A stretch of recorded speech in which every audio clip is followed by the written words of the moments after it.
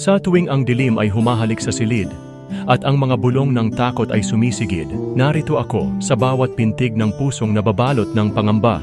Huwag kang mag-alala, sapagkat ako ang iyong lagi. Ang sandalan sa bawat unos, ang init sa lamig ng gabi. Minsan tila ang lakas mo'y gustong sukatin. Ayaw mong umasa, ayaw mong may aagapay sa iyo sa hangin. Ngunit alam ko na sa puso mo ay may mga sigaw na hindi mo maamin. Mga hinanakit na nilulunod sa katahimikan. Mga luha na pinipigil sa harap ng liwanag. Kung ayaw mo ng kamay na aakay, handa akong humakbang palayo. Kung ito ang hiling mo, kung ito ang magpapalaya sa iyo.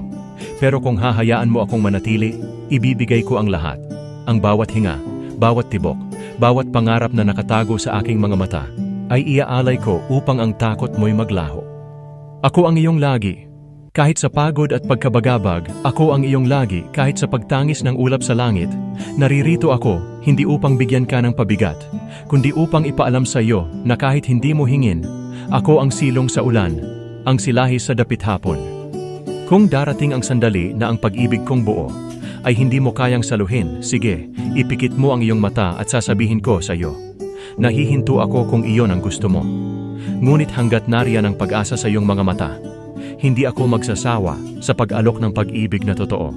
Ang pagmamahal na hindi humihingi ng sukle, ang pangakong ako ang iyong lagi.